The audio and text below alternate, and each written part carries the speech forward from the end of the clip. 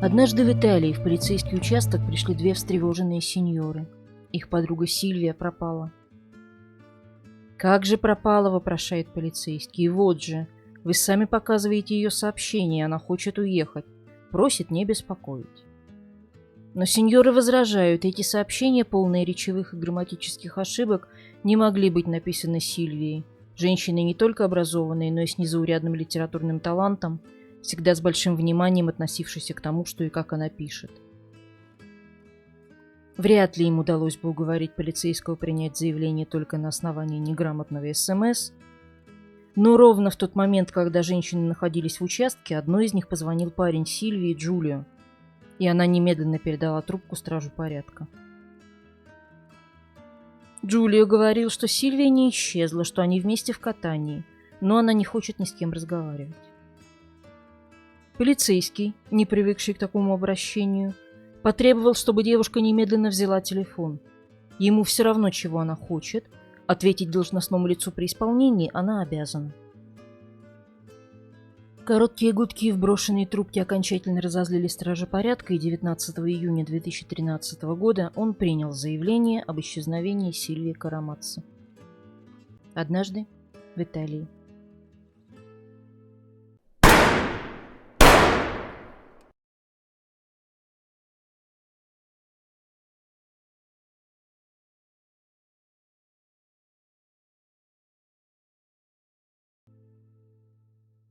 Сильвия Карамацци родилась в Болонье в 1974 году и была не просто единственным ребенком, а центром, вокруг которого крутилась вся семейная вселенная.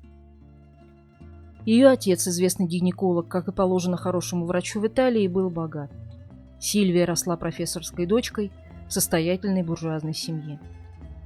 Ее окружали любовь и неуемная забота родителей, а кроме того, их огромные надежды, особенно в отношении учебы. Впрочем, проблемы это не было, Сильвия легко оправдывала родительские ожидания. Она прекрасно училась, много читала, но больше всего любила писать. Настолько, что в 2005 году, когда первые блоги еще только начали появляться, она немедленно открыла свой под названием «Латте Версата» – «Пролитое молоко». Этот блог станет центром ее существования, местом, куда пролитым молоком изливались все ее мысли – размышления, наблюдения и события. Ну а кроме несомненной одаренности, Сильвия была очень красивой женщиной и знала это. Она очень заботилась о своей внешности, особенно о длинных темных волнистых волосах, которые всегда укладывала с особой тщательностью. По словам всех, кто ее знал, у нее был солнечный характер. И даже когда на душе скребли кошки, она никому этого не показывала. Так ее воспитали. Среди подруг она была известна своими сумасшедшими предложениями. Например, ей ничего не стоило в один миг сорваться с места и поехать, к примеру, в Париж на шопинг, который был одной из ее многочисленных страстей. Но, несмотря на внешний взрывной характер, Сильвия была внимательным, отзывчивым человеком, готовым разорваться на части ради подруг. При этом она была очень глубоким человеком. В ней словно сосуществовали параллельно две души. Внешняя, солнечная и открытая, и внутренняя, куда допускались только самые близкие люди. После окончания школы она поступила в университет на факультет экономики и коммерции, а после окончания образования нашла работу в бухгалтерской фирме. Казалось, ее жизнь шла по гладким рельсам, заложенным родителями и продолжаемым ею самой. Она влюбилась, вышла замуж, но брак, увы, не удался. Всего через 6 месяцев они расстались, и это оказался очень трудный период для Сильвии. Но было и спасение. Проверенное средство от боли, которое она испытывала. Писательство и блог. Увы, беда не приходит одна. К неудачному браку добавилась преждевременная смерть матери, вскоре после которой и у отца появляются первые признаки тяжелого и неизлечимого дегенеративного заболевания. Отца, бывшего для нее одновременно путеводным маяком и скалой, за которой она могла укрыться от жизненных бурь, прогрессирующее слабоумие превратило в ребенка-инвалида на ее руках, самого нуждающегося в постоянном внимании и заботе, и при этом даже не узнающего свою дочь. Сильвия видела своих родителей часто и давно замечала, как болезни очень медленно пожирали их. И все же ей причиняло невероятную боль то, что она их фактически потеряла. Она не вытягивала свалившегося на нее горя. Тревога охватила ее, весь ее мир буквально крошился прямо у нее в руках, и ее обычная уверенность стала серьезно колебаться. Ей нехорошо. Она находится в очень темном периоде своей жизни.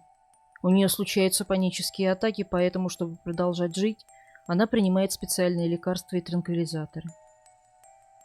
Из-за приступов тревоги она плохо спит по ночам, а днем не может отдохнуть, потому что должна работать и ухаживать за отцом, которому становится все хуже. Она измучена слишком многими обязанностями, которые теперь все легли на ее плечи, так что даже писательство, проверенное средство от всех напастей, больше не помогает. И у Сильвии появляется новый способ забыть тревоги, бессонницу и пустоту. Она находит утешение в еде. Она предается ужасным приступам переедания и всего за несколько месяцев из юной стройной красотки превращается в пышнотелую сеньору. Впрочем, она не придавала этому большого значения. Ну или делала вид. Чтобы отец не оставался один, пока Сильвия находится на работе, она нанимает ему сиделку. Увы, они не держатся в доме. За короткий период их уволилось целых 3, со словами, что мужчина агрессивен, а иногда попросту невыносим. Сильвия осознавала, что ее отец должен быть помещен в учреждение для людей с подобным диагнозом, что ему нужна специализированная помощь и постоянное присутствие врача рядом. Но ей не дают этого сделать. У девушки есть кузены, которые ни словом, ни делом никогда не помогавшие ей, не упускают возможности раскритиковать и выразить свое несогласие со всем, что она делает. Кузены считают абсурдным отправлять дедушку в дом престарелых. Он должен оставаться в своем доме. Про себя и вслух они осуждают Сильвию, глядя на нее как на плохую дочь, не желающую заботиться о своем отце. И Сильвия, окруженная родственниками и имеющая неограниченные финансовые возможности, чувствует себя уязвимой и совершенно одинокой перед проблемами, которые ей абсолютно не с кем разделить. Неожиданно, но именно тогда, когда она так нужна, в ее жизни появляется защита, опора и каменная стена, за которую можно спрятаться. Его зовут Джулио Коррея, ему 34 года, родом с Сардинии. Он был владельцем строительной фирмы, которую Сильвия собиралась нанять для ремонта дома, чтобы привести его в соответствие с новыми нуждами ее отца. Как это нередко бывает, с Сильвией он имел довольно мало общего. Малообразованный, совсем не любящий чтение, из очень простой семьи. Они начали общаться только для того, чтобы определить смету работ. Якобы с целью принести ей этот документ, Джулио вошел в дом к Сильвии во 2-й раз. Она пригласила его зайти, двое начали болтать. Джулио осмотрелся вокруг, похвалил дом, обратил внимание на множество разбросанных по полкам книг. Он даже предположил, что она писательница, польстив ее самолюбию. Она попыталась объяснить, что работает бухгалтером, а личный блог – это ее хобби. Джулио понятия не имел, что такое личный блог, но, тем не менее, такая разница в круге интересов никого не остановила. То есть не остановила Джулио. Сильвии нужно было на работу, и, наскоро попрощавшись, она туда отправилась. Но Джулио этой короткой встречи хватило, чтобы наметанным глазом определить: семья Сильвии очень зажиточна. Он так и сказал одному из рабочих, вместе с которым они осматривали дом отца девушки: как только этот человек умрет, Сильвию наследует очень-очень много денег. И Джулио делает первый ход, начав следить за домом Сильвии. Выбрав момент, когда девушка была дома, он будто случайно, проходя мимо, постучался в ее двери. Она открыла вся в слезах, и это был не лучший момент. Отцу опять стало хуже, и ей хотелось выговориться кому-то, кто, в отличие от ее родни, не будет критиковать каждый ее шаг, а хотя бы просто выслушает. Она мало знала Джулио, но сочла его появление перед ее домом именно в такой момент знаком судьбы. Тот слушал ее молча и внимательно, а когда рыдания начали слабеть, сказал: «Это несправедливо, что слабая женщина занимается всем одна. Ей действительно нужен кто-то, кто поможет ей, мужчина, который будет рядом с ней». Сильвия колебалась, Джулио пер напролом. Прежде чем уйти, задержавшись в дверях, он поцеловал ее. Застигнутая врасплох, девушка не сопротивлялась, но и распахнуть объятия вот так сразу не решилась. Она просто сказала, что ей нужно немного времени, чтобы подумать. Подумать? Можно ли сохранить ясную голову, когда на тебя валятся беды со всех сторон, и лишь один человек на свете предложил тебе помощь и защиту? Решено. Сильвия хочет вздохнуть хоть немного свободнее, хочет, чтобы рядом был кто-то, кто просто крепко обнимет ее в те моменты, когда собственные силы закончились и уже не стоишь на ногах. Одиночество стало невыносимым, и именно в этот момент Джулио Корея вошел в жизнь Сильвии Карамацци. Это был странный союз, где двое не имеют друг с другом абсолютно ничего общего, будто пришли из разных миров. Джулио конкретный, прагматичный, как сама Сильвия говорила о нем подругам, земной. Он казался ей настоящим якорем спасения, она цеплялась за него изо всех сил, прежде всего потому, что больше зацепиться ей было не за что. А все, кто принадлежал к ее миру, либо не могли ей помочь, либо не хотели. Собственно, она потому и была очарована Джулио, что он отличался от всех мужчин, которые прошли через ее жизнь раньше. Близких к ней по интересам и социальному положению, но не способных ни любить, ни помочь. Поначалу она стыдилась его, долго ничего не рассказывала о нем подругам, но постепенно они сближались все сильнее, и вот уже он, конкретный, солидный, практичный, становится важной неотъемлемой частью ее жизни. Летом 2011 года Джулия и Сильвия начинают встречаться. И, как это обычно и бывает в таких историях, все происходит стремительно. Кроме того, что без Джулии ремонт в доме отца замер бы на месте, он помогает Сильвии во всем. В домашних делах, с оплатой счетов, с покупками.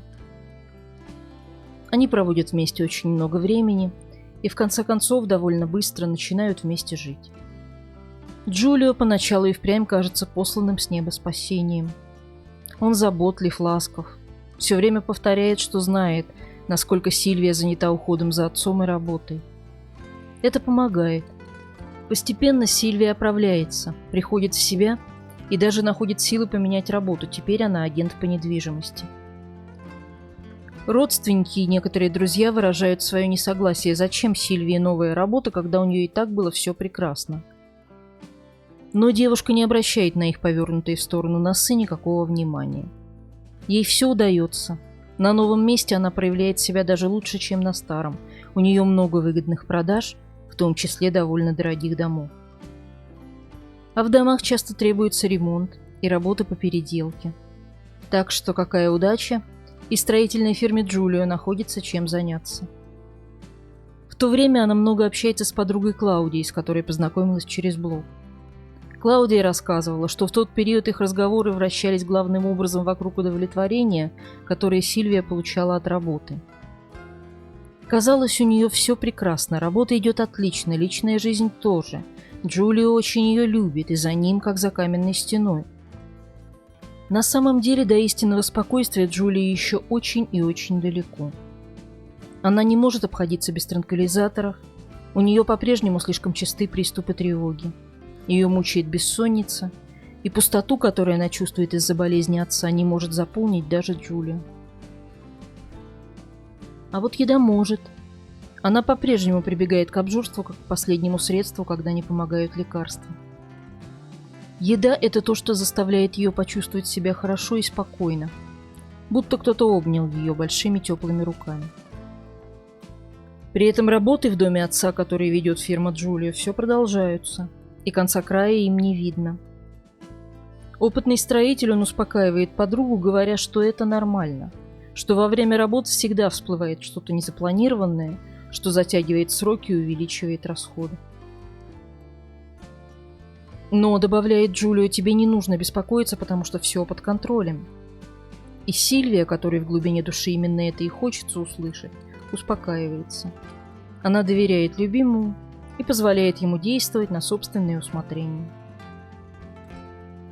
Хотя кое-какие советы все же настораживают девушку. Джулио уверен, кузены замышляют что-то, чтобы лишить Сильвию наследства. Будь осторожна, я знаю, как работают эти семейные дела. Когда дело касается денег, все всегда очень плохо. Ты не должна никому доверять, слушай только меня. Причем такими абстрактными пугалками дело не ограничивается. Джулия идет дальше и предлагает поставить в доме отца жучки, чтобы узнать, что говорят кузены Сильвии о ней самой и о ситуации в целом. Разумеется, для этого потребуется еще время и деньги.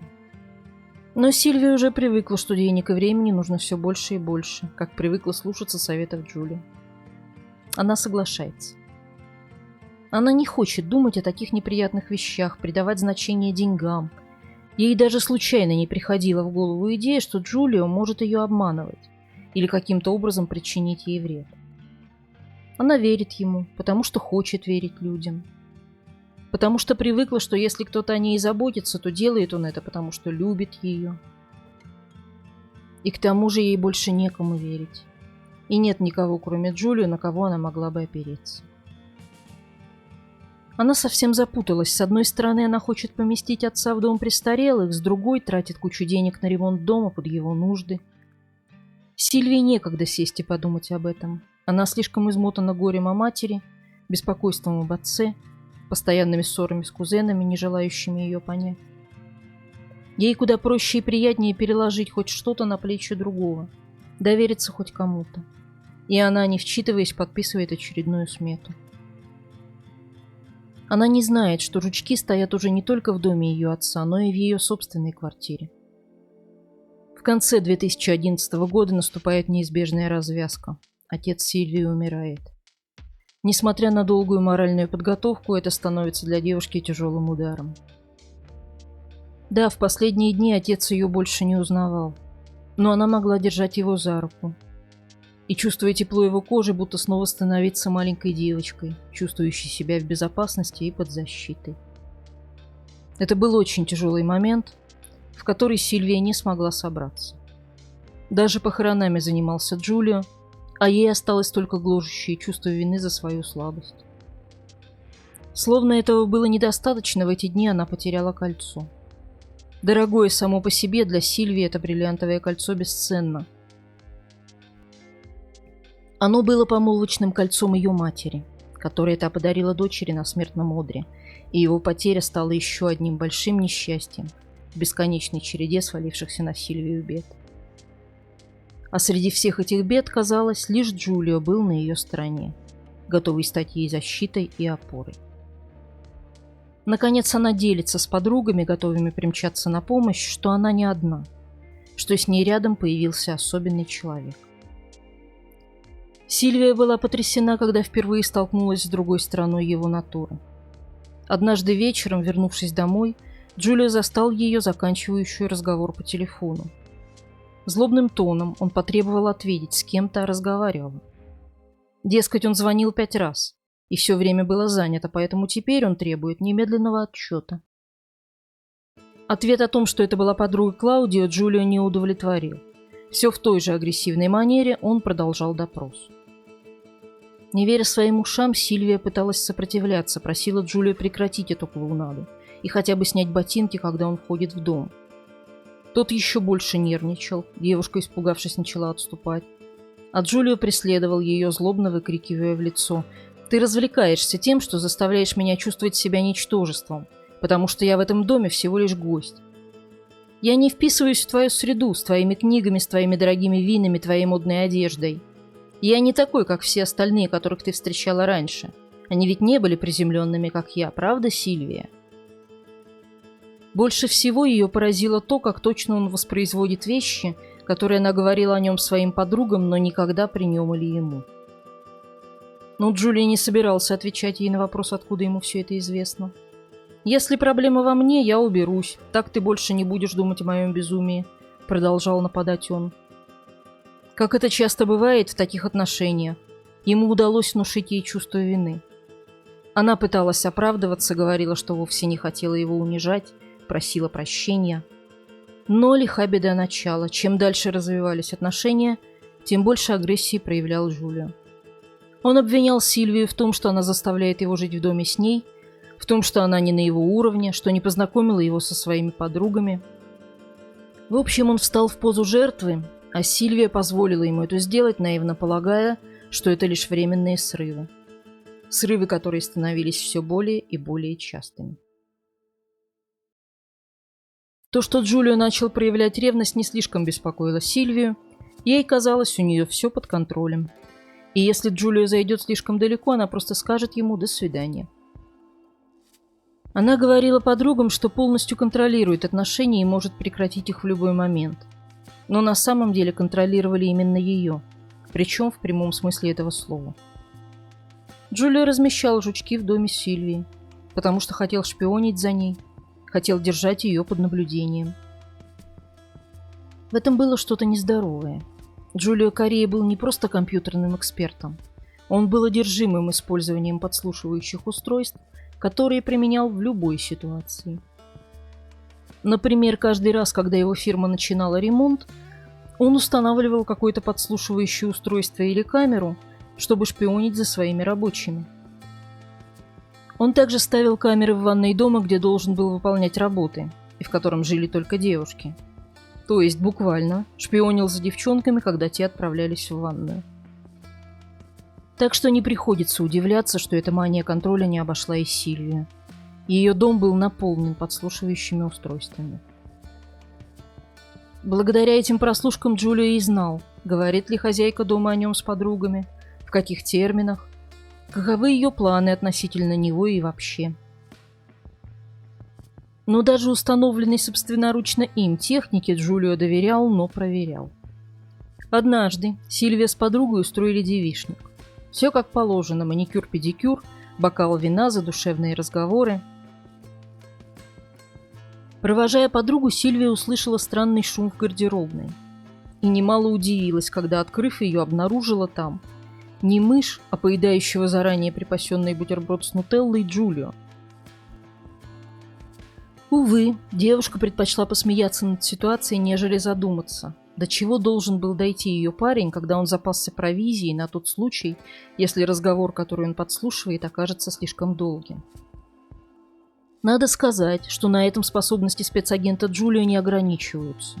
Он обладает весьма значимым талантом в сфере продажи клиентам воздуха. В этот момент финансовые дела у Сильвии идут не слишком хорошо. Работа не ладится, доходы падают, а вот расходы продолжают расти. Несмотря на то, что отец Сильвии умер, ремонт в его доме продолжался, а фронт работ все ширился.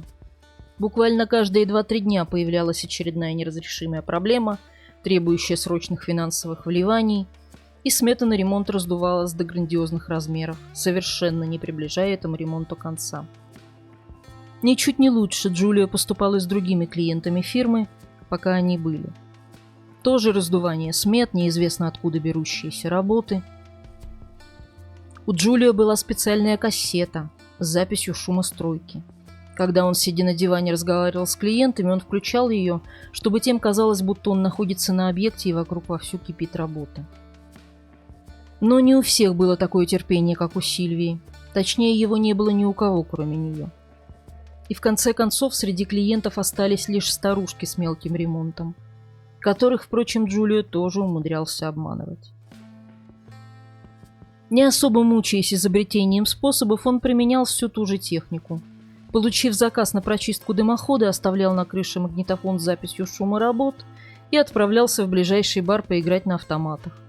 А потом без зазрения совести брал деньги за заказ. У него было множество сим-карт, все зарегистрированы на разных людей, некоторые даже на умерших родителей Сильвии, у которых Джулио украл документы. В общем, как бы не хотелось Сильвии видеть Джулио большого труженика, милого, заботливого и отзывчивого парня, которого он, надо признать, довольно успешно изображал в общении не только с ней, но в реальности он был мошенником, втирающимся в доверие к людям, чтобы пользоваться их деньгами, к тому же одержимой манией контроля и подглядывания. Мало того, теперь он становится мошенником взорвавшимся. Он больше не считает нужным контролировать себя и прикидываться паинькой. Он становится по-настоящему навязчивым в отношениях с Сильвией. Женщина находит его перед собой повсюду, а если случайно не ответит на его звонок, он устраивает ей ужасные сцены. Его ревность быстро обнулила все положительные результаты, которых добилась к тому времени отказавшаяся от препаратов Сильвия. Теперь ее тревога вернулась и расцвела буйным цветом, дойдя до панических атак. Она, наконец, начинает понимать, кто перед ней, во всяком случае понимает, что этот человек совершенно ей неудобен. Мало того, то, что он говорит и делает, ее пугает. А однажды вечером происходит событие и вовсе странное. Джулио дарит ей кольцо. Абсолютно такое же, как то, что ей подарила мать, точь-в-точь. Джулио говорит, что поэтому и купил его, но Сильвию терзают сомнения. Украшение, которое она потеряла, не имело никаких особых примет, ни царапинки, ни щербинки. Но оно было старинным, и девушка не понимает, как Джулио мог купить абсолютно такое же кольцо. А сразу после вручения подарка Джулио сообщил ей, что теперь он на мели, и ему снова нужны деньги, чтобы закончить работы в доме. Ни больше, ни меньше 30 тысяч евро. Если раньше Сильвия не задавалась вопросами о ценах, теперь она начинает серьезно сомневаться. «Извини, но как возможно, что мы должны переделывать ванную, которую отремонтировали всего лишь пару лет назад?» Но у Джулио на все есть ответ. Что я должен тебе сказать? Очевидно, была выполнена дерьмовая работа. Есть протечки в некоторых местах, и даже появилась плесень. А деньги? Деньги ушли на другое. На что? Да на пол, к примеру. Ты же знаешь, Сильвия, есть вещи, на которых мы действительно не можем экономить. Обычно ставит он точку в таких разговорах. Но у Сильвии наконец открылись глаза. И что они видят? После года работ дом ее отца в руинах, снесенные стены, строительный мусор. Квартира куда лучше выглядела до ремонта, чем после. Джулио сломал все, включая кухню и ванную. И очевидно, что цель этих работ была только одна – раздуть смету. Выясняется также, что по сути ремонт квартиры отца Сильвии – единственный проект, которым еще занимается фирма Джулио. И для него снова нужны деньги. На этот раз на паркет, который Сильвия никогда не заказывала и который, спойлер, никогда не будет уложен. Сильвия уже не игнорирует все эти бесчисленные красные флаги, которыми Джулио размахивает у нее перед носом. Он больше не надежда и опора, благодаря которому она держалась на плаву. Наоборот, он источник постоянной тревоги. Еще одна проблема, которую нужно решать. Сильвия снова набирает вес, снова садится на транквилизаторы, а Джулио лишь усиливает давление. Однажды утром, встав с постели, Сильвия собиралась выйти из своей комнаты, но обнаружила себя запертой внутри на ключ. Когда после долгой паузы Джулио наконец открыл дверь, он заявил, что запер ее внутри, потому что делал с рабочими осмотр, и не хотел, чтобы кто-то случайно вошел внутрь и разбудил спящую. Увы, даже после этого Сильвия не поняла, насколько он опасен. Возможно, потому что физического насилия он никогда к ней не применял. Он пытался отдалить Сильвию от друзей. Отвечая вместо нее на телефонные звонки, Джулио требовал больше не звонить в течение как минимум 3 месяцев. Якобы потому, что он защищает Сильвию от мафии. И чтобы оградить ее от людей, которые ее нервируют. Он преследовал девушку, контролировал ее аккаунт в Facebook, ее чаты, буквально выжигал землю вокруг нее. Встречи с подругами стали проблемой, потому что Джулио всегда вмешивался. Всегда из-под никогда ничего не запрещая в открытую. Он добился того, что в жизни подруги не осталось ничего, что могло бы от него ускользнуть. Его цель была проста. Он хотел изолировать ее от мира, потому что только так Сильвия не оставила бы его. А ведь она была для него курицей, несущей золотые яйца. Его приятель рассказывал, Джулио в открытую говорил ему, что женится, что сорвал куш, что его невеста крупная рыба, а не какая-то мелочь. Отец умер и оставил ей миллионы, и теперь эти миллионы будут его, Джулио. Пришла весна. Однажды Сильвия искала книгу в своей библиотеке, а нашла жучок. Один из тех, что втайне от нее разместил Джулио. Сильвия задавала вопросы. Джулио отвечал, что не имеет к этому отношения. Валил все на злокозненных двоюродных братьев, мешающих счастью влюбленных. В Впрочем, тут Джулио недалеко ушел от истины, кузенам Сильвии он действительно никогда не нравился. Тогда хозяйка дома потребовала поклясться, что это не он. Как Джулио поклялся, не вопрос. Вопрос, как Сильвия ему поверила. Видимо, очень хотелось верить. Очень пугало все то, что должно последовать за приговором «не верю». Так что опять поверила. И не просто поверила, а дала еще 2000 евро на решение проблемы других жучков. Которые, конечно же, нашлись и якобы были показаны Джулио и его друзьям в полиции. И те, ни минуты не сомневаясь, подтвердили, что да, жучки были расставлены именно кузенами.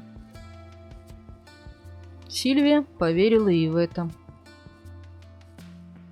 Да, опять поверила. Может, литературный дар, полученный ею от Бога, заставляет верить любым фантазиям. Может, то, что ей никогда не надо было заботиться о куске хлеба, начисто лишило ее бдительности. Однако факт в том, что она больше не понимала, где реальность, где правда. Она чувствовала, что Джулио контролирует ее.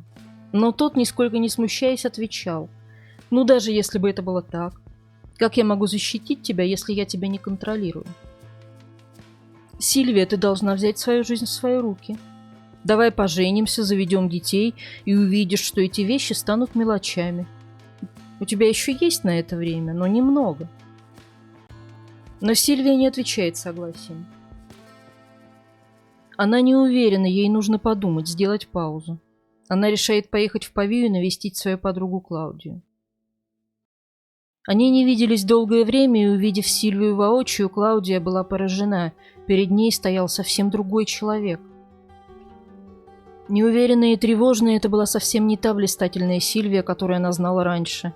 И Клаудия решила, что эти дни должны стать настоящим отдыхом, санаторием для вконец измотанной женщины. Подружки решили, что хорошо проведут время вместе, и активно этим занялись. Но не тут-то было. В течение всего дня телефон Сильвии звонил постоянно. Входящие СМС, сообщения в соцсети буквально не давали подругам вздохнуть. А звонил и посылал сообщения всегда один и тот же человек – Джулио.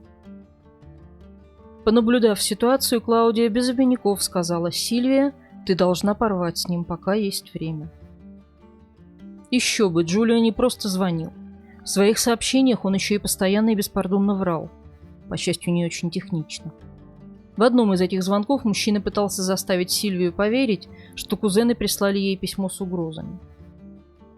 Сильвия попросила прочитать ей текст письма. Появились подозрения.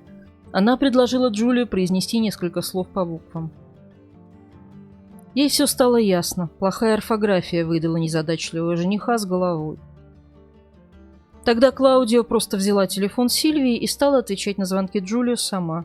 Отвечать коротко: «Нет, Сильвия не может ответить, она хочет отдохнуть». Джулио был взбешен, объект его контроля уплывал прямо у него из-под носа. «Ты не понимаешь, Клаудия, случилось что-то очень серьезное», — пытался он перехватить инициативу. «Да, конечно», — отвечала железная подруга и клала трубку. Иногда Сильвия не выдерживала, перезванивала и спрашивала, что случилось. Фантазия Джулии не знала границ. Теперь это была записка от частного детектива, которую он тоже не мог прочитать без своих типичных грамматических ошибок, делая их по 3 штуки даже в слове «детектив». Но Джулио не отступался, напротив, только набирал обороты.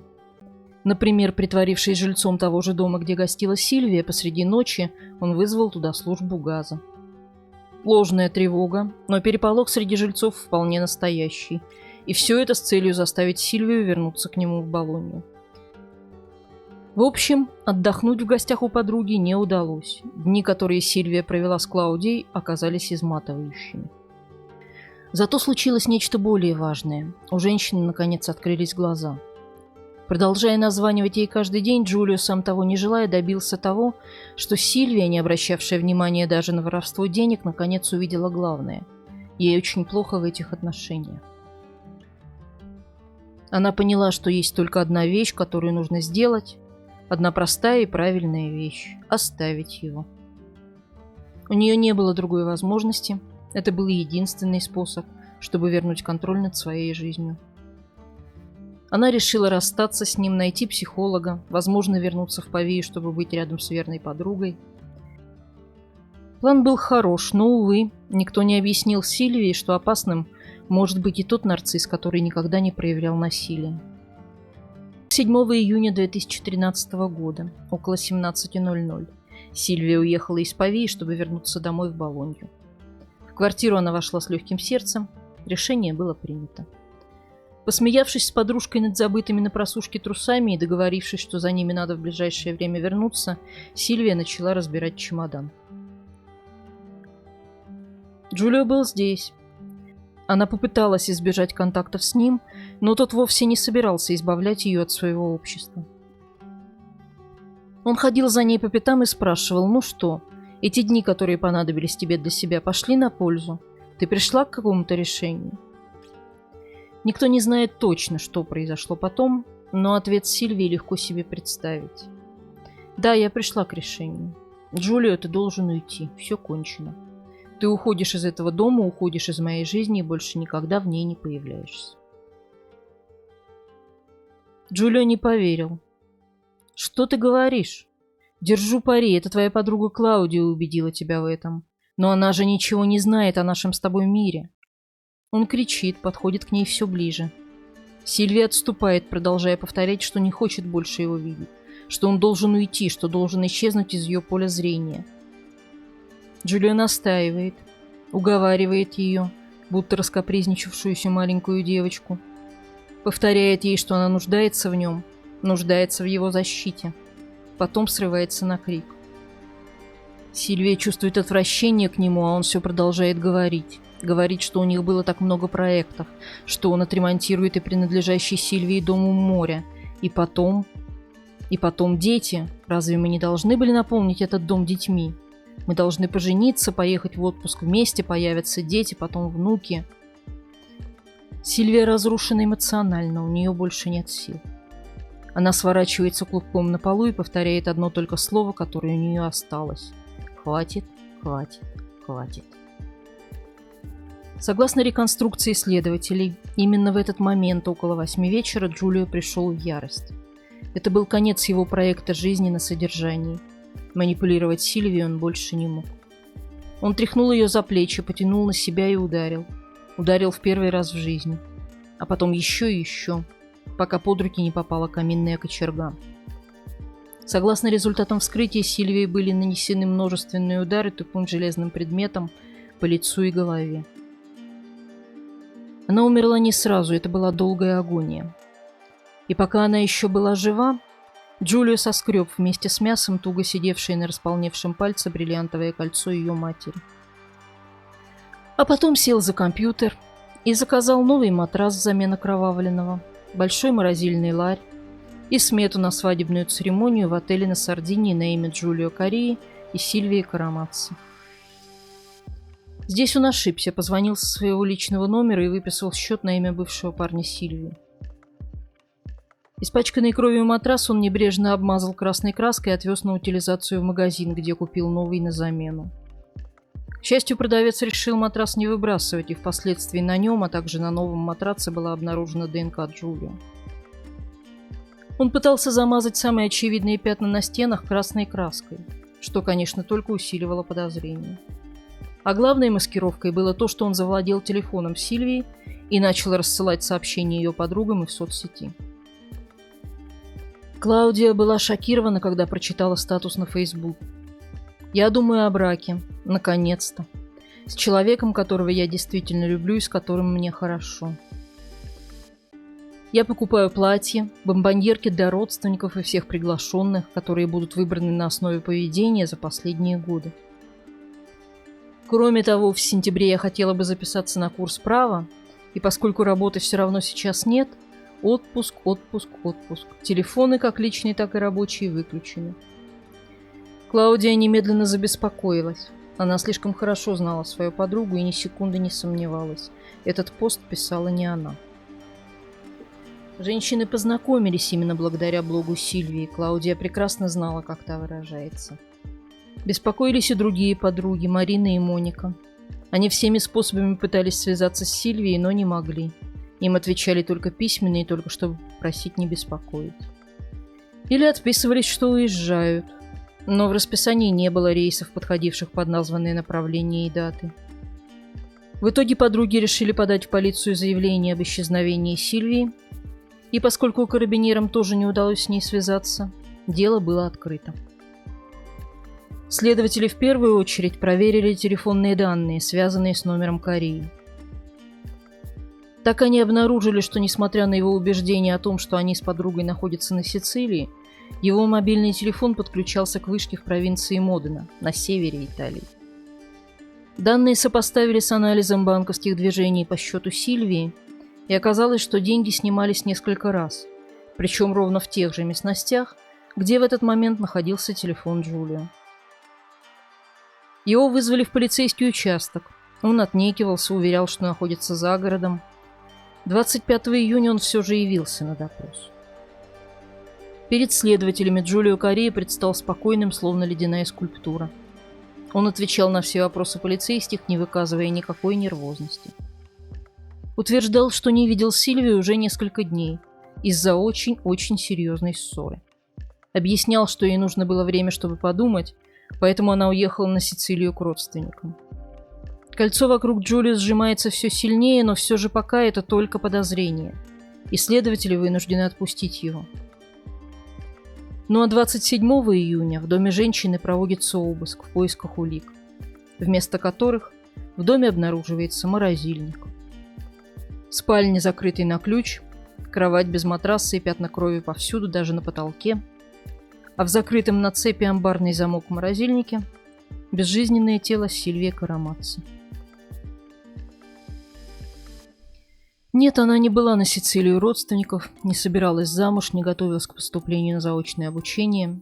Сильвия всегда была там, в том доме, который был для нее убежищем, а теперь превратился в могилу в виде морозильного ящика. Ужасный конец для особенной женщины, образованной, красивой, с блестящим умом и всем, что нужно для долгой и счастливой жизни, но, увы, встретивший на своем пути нарцисса с жучками, Джулио Корея. Следователи уже не сомневались, это зверство было совершено парнем Сильвии. Оставалось лишь его найти. Джулио же на следующий день после вызова в полицию пустился в бегство. Он решил взять машину Сильвии и переправиться на пароме на свой родной остров Сардинию. Все было сделано как положено. Чужое имя, поддельный номерной знак машины, ни слова никому из родственников и друзей. На чужое имя он забронировал на пару дней номер в небольшом отеле, и пока ему удается не попасть в поле зрения полиции. Но все же Джулио слишком расслаблен для человека, чей фоторобот опубликован во всех газетах и теленовостях. Поняв это, он припарковал машину в чистом поле и оставил ее с запиской на лобовом стекле. Проколол шину, приду в ближайшие дни. А сам отправился дальше пешком. Джулио еще бежит, но он уже загнан в угол. Его опознала и сообщила о нем в полицию хозяйка отеля. Вокруг брошенной машины кружат вертолеты в расчете на то, что он не успел уйти от нее слишком далеко. Так и оказалось. Здесь, в колючих зарослях возле автострады, его арестовали, он прятался под кустом. План на налаживание богатой жизни на деньги Джулии не удался. Виновным себя Джулио не признал, повторяя историю о том, что она собиралась поехать к родственникам на Сицилию. «У нас никогда не было морозильного ларя дома. Мы хотели пожениться 20 июля, в день нашего знакомства. Я проводил ее на вокзал. Я никогда бы не позволил себе совершить такое. Сильвия была моей жизнью». Джулио Корея был воплощенным хладнокровием. Спокойно отвечал на все выдвинутые против него обвинения, на все у него было свое объяснение, на первый взгляд логичное. И он был настолько уверен в своей правоте, что бросал вызов следователям, предлагая им найти записи с камеры видеонаблюдения из дома Сильвии. Их действительно попытались изъять, но оказалось, что камеры, установленные в кондоминиуме, поддельные. Потому-то Джулио и был так спокоен насчет видеозаписей. Спокойствие, с которым он лгал, впечатлило видавших виды следователей и судей. Впечатлило, но не сбило с толку. Они не верили ни единому слову, вышедшему из уст Джулио. Но не верить мало, нужны были факты. И факты нашлись. Именно в том морозильном ларе, про который Джулио Корри утверждал, что в жизни его не видел. Его ДНК. Внутри. Есть такая итальянская поговорка: «Дьявол делает горшки, но не крышки». Джулио опознал хозяин магазина, продавший ему новый матрас и принявший на утилизацию испачканный красным старый. И этот старый матрас сохранился, и кровь на нем, конечно же, оказалась кровью Джулии. Кроме того, было множество косвенных доказательств. Суду хватило. Хватило даже адвокату, который, не сумев убедить своего клиента признать вину, отказался его защищать прямо в зале суда. Итог: 30 лет тюрьмы. Максимально возможный срок для сокращенной процедуры судебного разбирательства, который в то время еще было можно выбрать по такому делу, чем и воспользовался Джулио. Приговор был подтвержден во всех 3 инстанциях. В документах для суда Джулио Корри описывался как личность, склонная к насилию, человек, не способный сдерживать свои импульсы. К тому же радикальным образом убежденный в том, что существует его власть превосходства и обладания женщиной, и власть эта должна осуществляться и поддерживаться посредством насилия и притеснения. Узнав о том, что наказание остается в силе, Джулио разгромил в камере все, что было возможно. Разбил раковину и ее осколками порезал себе руки и ноги. Он пил каустическую соду. Кто знает, была ли эта попытка притворной, но его откачали без особых последствий. Джулио был в ярости. Проблема в том, что злился он не на себя, а на других. Тюремные охранники, врачи подвергались словесным нападкам Джулио всегда, когда вы не входили в камеру. И это стоило ему еще 1 года заключения. Этот год уже ничего не изменит в истории самой Сильвии. Она раскусила своего абьюзера, но недооценила степень его опасности. Она сказала ему «уходи», не зная, что от таких, как он, надо бежать самой. Она погибла, но, может быть, кому-то ее история поможет выбраться. Как-то в своем блоге Сильвия написала: «Не должно было быть точки, как для вещей, которые не должны заканчиваться. Если бы только было возможно, любое происшествие, что угодно, что могло бы сдвинуть эту точку и поставить на ее место запятую. Если это что-то существует, быть действительно счастливой, хотя бы на несколько часов. Вот что я прошу». Однажды в Италии.